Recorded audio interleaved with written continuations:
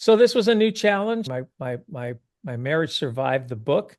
Um, my wife, who was my initial proofreader, uh, gave up and told me I was on my own, and we relied on the people, other people. But it was a great, a tremendous challenge for a guy who hasn't done something of this size.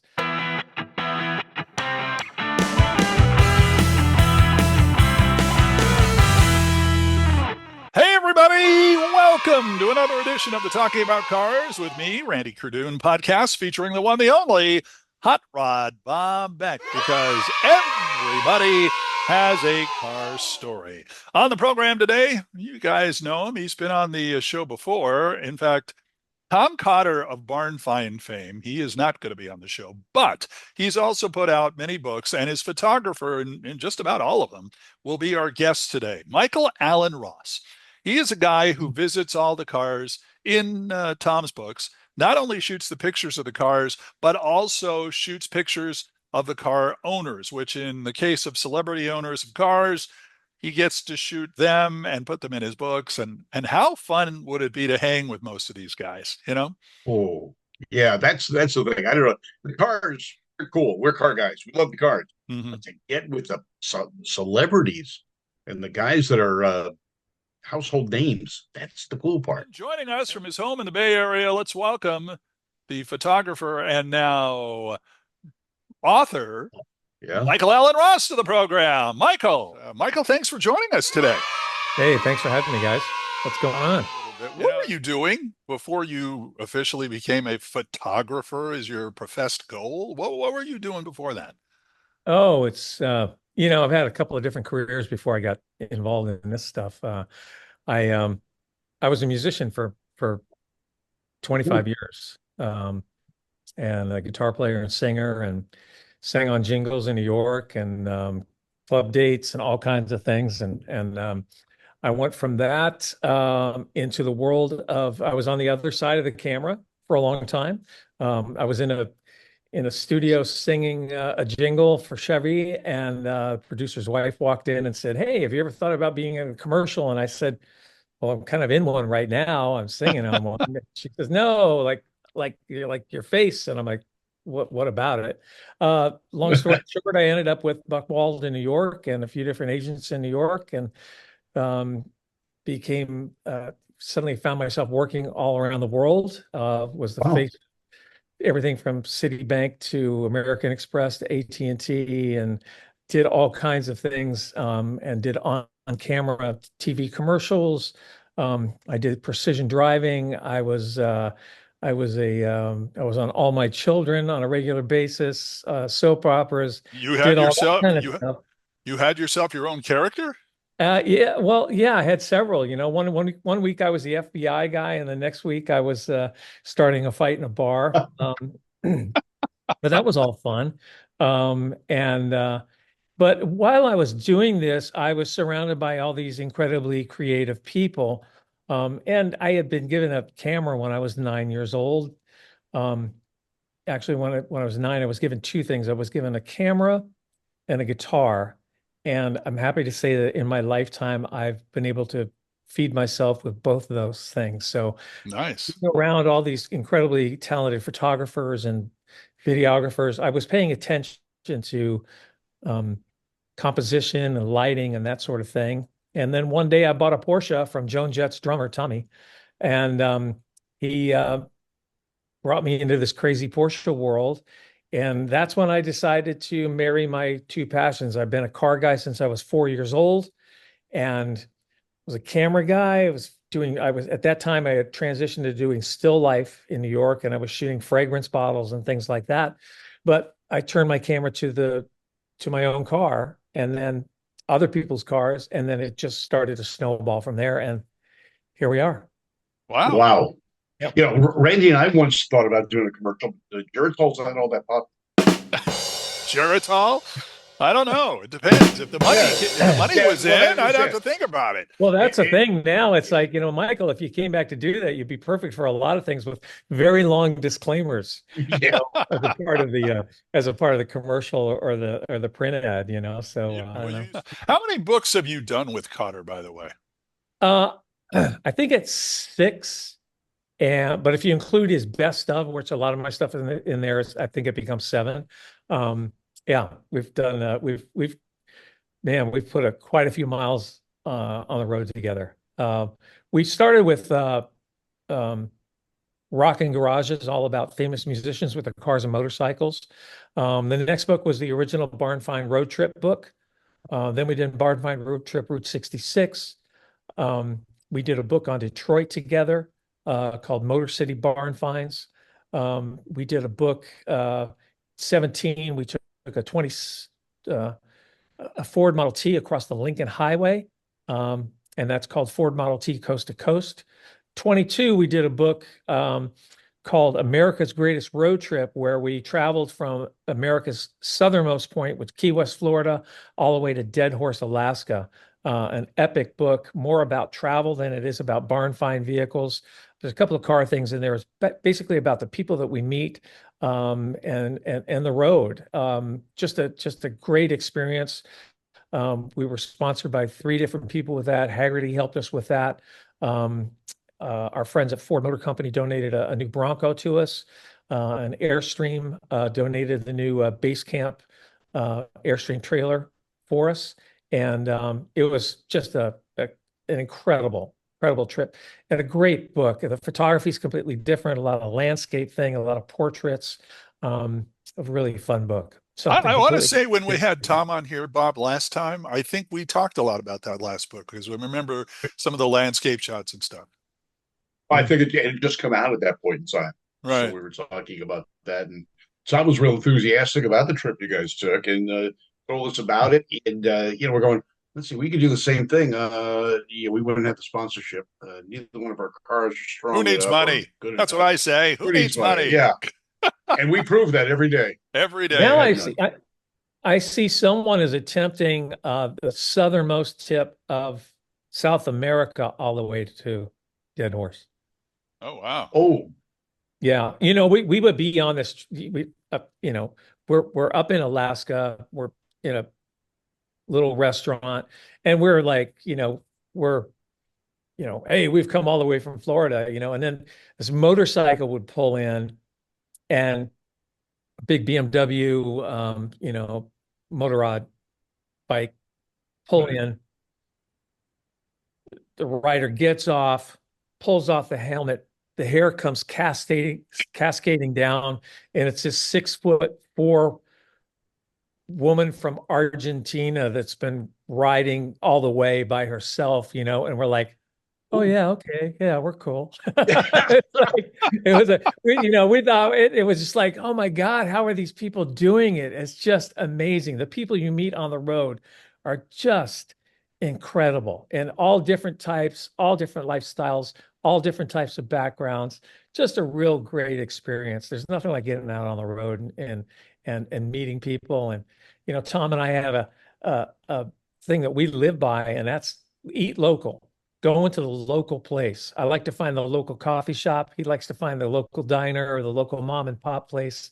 And as I always say, always order the pie because it's usually fresh and made that day. Oh, yeah. Yeah. Bob, do you remember a Very guy little. and I think his girlfriend came up in a white limo or something like that from Well, no, Argentina? Or it was what? a Ford Falcon. No, I remember that. I remember that, but there was Remember another that one? guy who came Okay. up with a limo, Ford Falcon, by the way, that It looked was a more Brazilian Falcon. Yeah. Brazilian Falcon. There was somebody who came up in a limo and they slept in the limo. They stuck like a sink in the back of the limo and they drove through. And I think it was similar to where they ended up in Pomona promoting something. And I remember, I think I even did something on the radio about how these people are coming all the way up from, and they were going up to was it Canada? Probably Alaska, just to say that they did it. Yeah, I think that was one of the couples we met that time at the art show, Grand We meet, Nationals at Pomona. yeah, we meet weird people all the time, Michael. I just but no, but I think what you're talking about is great because it just shows that there's kind of a mysticism to cars and to classic cars and to people who will take these vehicles and not just show them off, but they'll do something with them. They'll drive. They'll kind of commute and take in the world driving these classic vehicles. Oh yeah, the car, classic car always gives you a different perspective of the road itself. A Mhm. little time machine to put you in a little bubble. I bought myself a little hot rod and got a shoebox Ford now. I got a 51 shoebox, and you get in that car and you're in a different time zone. It's Mhm. Yeah. just automatically you're in a different place. Um, you're not worried about going fast. You're just worried about putting a So smile on everybody's face. And yeah, and getting there without breaking down and being able to find I parts if have you to do. say, my car's been very reliable, so I really lucked out. So Not a um, flathead anymore? it's got a flathead V8, three on the tree, Really? 6-volt positive ground. Wow. I just came back from the road. I was on the road. I was in Germany, New York, Washington State. Came back. I was gone 2.5, 3 weeks. My daily driver did not start, but my Ford did. I'll tell you that. Ford went, and that was Yeah. it. You're So brave. Stock flathead or is it improved? no, well, it's got headers on it and dual exhaust, but other than that, it's a stock flathead. Was that your Uh, first? You are brave. yeah, right. Was that your first attempt at getting a classic car, if you will, or did you have Yeah. something before that? Before that it was always like, well, I had an older Porsche. Um, but actually, no, Michael, you have had other things. I had a TR6, um, you know, the car that taught me all about automobiles. I mean, if you want to learn about automobiles, buy a British car because you're going to have Yeah. to learn. Yeah. Um, The Brits have been making owners to the mechanics for decades. you're right, and you'll learn stuff you will never use again. But what a great car! What a lot of fun that was. So I have had other cars that were classics. So, but this was the first time an American classic. So Okay. that was a twist for me. As Ken Gross said, Michael, you are a hot rodder. So yeah. So Did you accept that, or did you first think, "Oh, come on, nah, not me"? no, it was like yeah, I guess you're right. Guess you're right. Yeah. So I noticed the book you have right next to you, The Rocking Garages, right here. Yeah. I'm sure there's a few out there. You're going to want to check it out. And the good part about it is it has all sorts of really good pictures and really good stories about rockers. And I'm talking about the musical kind that basically have all these great car stories. And as I mentioned to you the last time we spoke, what a job you have, because although Tom wrote the book, a lot of his interviews were on the phone or in over um, a different way. But you went there, you went to the location, you got to see the cars, you got to meet the celebrities, the rockers, the musicians. And how great was that when you were putting that book together, and especially it being one of your first books with Tom, that you had that exposure to all these rock and rollers that had cars or motorcycles in the case of Billy Joel? Oh yeah. I mean, talk about an opportunity. Um, it was just I was the lucky guy that got to show up, and travel in and see people in their environments. And I always got the directions that said, go to the bear that looks like a rock, go to the rock that looks like a bear, uh, burn all this information when you leave. You were never here. Yeah. And I'm good at that stuff. I'm really good at embargoes and that sort of thing. So that's all part of what I do anyway. And but it was, being a former musician, it was very interesting to go in and suddenly be face to face with someone whose music that you've performed in a club somewhere, or something like that. And and I'm happy to say that I've maintained some of those relationships that were started from that book. Some of these people I'm still in contact with, and we yeah, because they're car guys. And that was the cool thing, is that you walk in and you're just car guys talking about cars, and it's not about, you know, what's your favorite hit that you did. I'm not asking any of that stuff. I'm talking about, displacement and tire selection and things like that, and just connecting on a different level that a lot of other people don't connect with these artists on, and so that it's more personal because it's something that they're heavily involved in, and it's a passion of theirs. So we share this passion, and that immediately is a connector. I always say the automobile is the lightning rod. That's the thing that connects us all, and creates great friendships and great conversations and great stories for books. Kenny Wayne Shepherd had his Mopar collection. You got a great shot of that. And I'm being a Mopar nut myself. I really appreciated that. Keith Urban had a cool car collection, mostly Lincolns and those really huge American cars. Sammy Hagar, of course, with his favorite rides. And Mick Fleetwood in that really small car you took shots of him driving. How did Oh yeah. that was amazing. That he got into this really small vehicle and was Oh yeah. moving it around. That Well, that was good. he and I were like shoulder to shoulder in that thing. I had to use a really kind of a funky angle to shoot him at, but got him in there.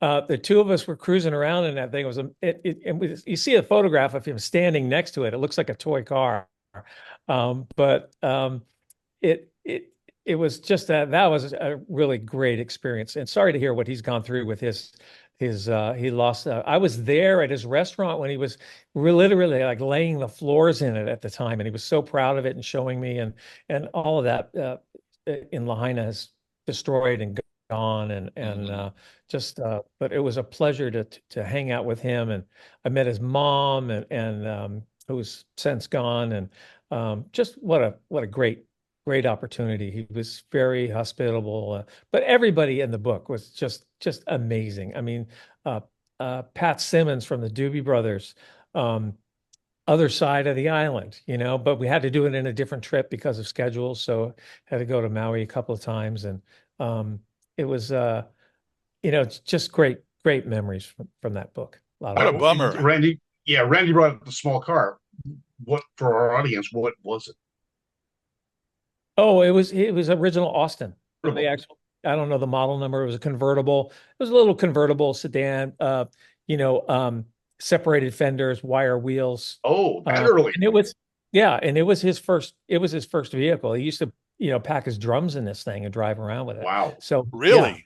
yeah, Wow. yeah. And we cruised around the island of Maui, and it just he looks so great in it. It's just so unassuming. Yeah. And Billy Joel and his motorcycle collection. Holy cow. Yeah, right. I mean, that's a lot of bikes. I mean, and again, which guy, and you obviously are not going to go into where it is specifically, but which was the toughest location to find? Whose location of stuff was the toughest to find that you had to practically walk around with, magnifying glass to figure out where everything was as far as the location? That's a tough question. I don't Because I completely I get the idea about somebody wanting to keep their stuff private, and that's obviously true. But every so often, I oh mean, yeah. who was the hardest guy to find? Well, there were some things that we weren't able to get because of other obligations. Billy Gibbons was nice enough to do our forward for that book, but we wanted to shoot his cars, and he couldn't because he was doing his own book, things Oh, like that. So, we wanted to get Jeff Beck, but logistically, it would have been a trip to Europe, right? Or Clapton's cars. I think that's the thing about a book like that, and logistics come into play versus budget. And then availability. Some of these things are just not, you hear about great stories, and I wanted to get Pink in the book because she's into motorcycles, and she cruises around in really? LA on a Triumph and stuff like that, but we couldn't nail it down. Mhm. Maybe today we could nail it down, but the timing just didn't work at that time. So those are the missed opportunities. And I think a lot of books, you have to realize that there's the book that I just completed now. I mean, there's so many people that could have been in the book, that it could have gone on for volumes. So that's the thing. The toughest part, I think, are the ones that you missed just because of logistics or budgeting decisions that had to be made. Yeah. Let's talk a little bit about Porsche Outlaws. Tell me a little bit about how that came about. You mean Ah, this book? there it is. Yeah, there it is. Funny, he would have it on him like that. I Holy imagine On that. cue, on cue. Oh, yeah, it's not my first rodeo, So Yeah. uh, there it is. Yes, this, and I blame this all on Tom Cotter. It's all his fault. Uh, so, and I'll tell this story till till I die. He, uh, the publisher had this idea for this book, and I had been talking to them about a different book that I had in mind, uh, similar topic. Um, but they came to me and said, "Hey, we want to do this book on, we want to do something on Porsche Outlaws, and we hope that we can count on you for photography." And I said, "Oh, that's great." And I called Tom. I said, "Yeah, we got this calling." And he says, "What?" And he says, "No, no, no, no, no, no. You got to call them back." And I go, and he goes, "That should be your book. You need to write that book." I go, "Tom, I'm not a writer." And he goes, "You need to write that book." And so I thought about it for a little bit, and I reached out to them and I supplied some writing that I've done for various, editorial things through the years. They went through those, and then I wrote an outline as to how I would approach the book, and how would I tell the story of Porsche Outlaws. And I gave them a little bit of a twist in terms of the way other people were thinking. I thought of it a little bit differently. It caught their attention, and they were able to run it up the flagpole and get approval on it. And next thing I know, I'm an author, but it was not easy. I will say that my appreciation for authors now is way beyond. I'm used to doing the photography and just like handing this stuff off and letting the author worry about all that stuff, because that's what they do, and this is what I do. But suddenly there's this culmination, and I have to say, an opportunity for me to share my viewpoint, which is usually told at curbside at cars and coffee. You really can't refer to it on a regular basis. It never would have been done without the tremendous support of the people at Motor Books, the people at Quarto Publishing. They have a great team from creatives to fact checkers and everybody else that come together and really put this recipe that I have and really turn it into something. I have the ingredients, but they're the ones that are responsible for really putting out a really polished book and making it look great. So I have to thank everybody there, Zach Miller, especially for his patience with me, and that whole team. It's just a great team to work with. My thought process is the very fact that the first Porsche number 001, created by a father and son in a barn out of spare parts, is pure hot rodding. That's what it is. Yeah. This entire brand was built out of a hot rod. It was built out of imagination. It was built out of spare parts. It was ingenuity, of course, brilliant engineering and all that stuff aside, and aesthetics, but all coming together. The root of this thing is improvisation and an expression. It's an internal expression of what you're doing. You're not just going out and buying the keys to something. You're expressing yourself. And these people that hot rod these cars or outlaw them are doing nothing more than expressing themselves. And this is, whether you're a musician writing a new, hit single, or a song that nobody ever hears, or something you're just going to play in the closet, the fact that you're expressing yourself is the coolest thing about this thing. And you can call it anything you want, but it's self-expression. I am a hot rodder. I was brought up in California. I was surrounded. A guy down the street had a 49 Ford that was set up like a Ford, like a gasser. I mean, it was, that stuff's been around me my whole life. I see it, I recognize it. And this book gave me the opportunity to really kind of show people what's actually going on there. Yeah, some people don't love what they see, and other people just, thrive on it. So I dig it.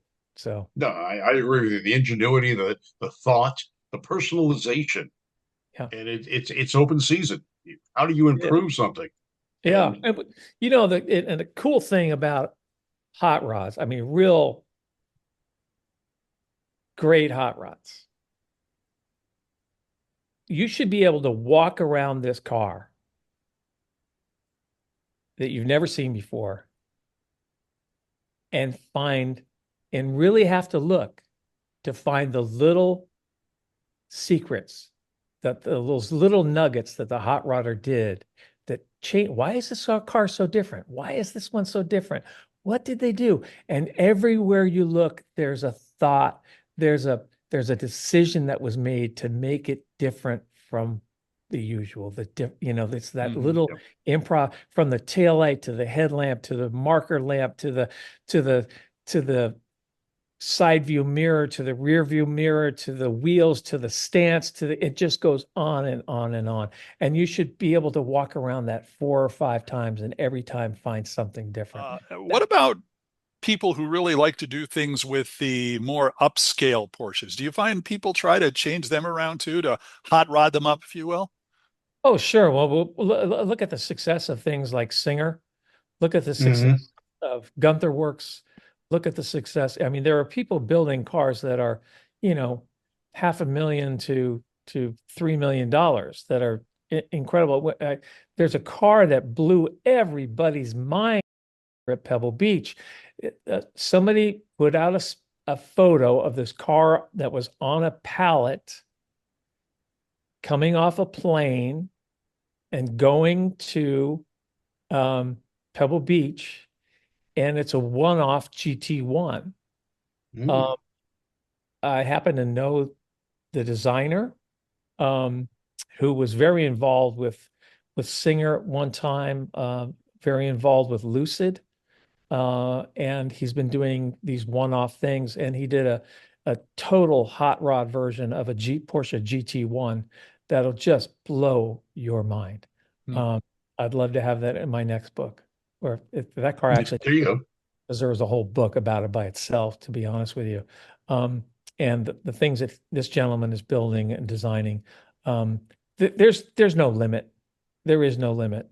If you have an imagination and sources, there's no limit to this. People are saying, "Oh, is this a passing fade?" It's like, this is going to go on, and it's going to get crazier and crazier, and the deeper your pocket, the crazier it can get. I was going to say, Bob, I think this is the deeper stuff that you need going on. If you have some of that, sure. Yeah. If I get rid of everything I've got, I can get one. You could get one rim, I think. One rim, I get a beautiful Fuke wheel. It'll be beautiful. You also, I keep bringing up 928. 928 was supposed to replace the 911. The 911 was supposed to be done. Yeah, and it didn't happen. No, and then and then all of a sudden the 928 got dumped, and then for a while all they made was a 911. So, and the 911, as iconic as it is, I got to do a review of one, I guess you could say. And, I pop the back and I go, where's the engine? They have changed. I mean, as much as they look like they always did, they are not what they always were. It's just amazing. Yeah.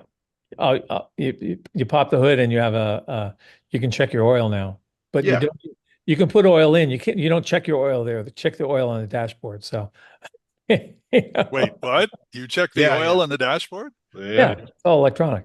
Yeah, no dipstick. No dipstick. Good. Thanks for bringing that up. I just couldn't imagine going, hold on just a second. Pull it all out. Check it out. You have a tissue on you. Dipstick, all right, let's put it in. Okay. Well, you said it was inside. That's the first thing that came to my mind. Yeah. So again, the book is out right now. If you want to get it, let's see that book one more time. Porsche Outlaws. It's all about being the crazy car outlaws, the challenges and the fun you could have with Porsche vehicles.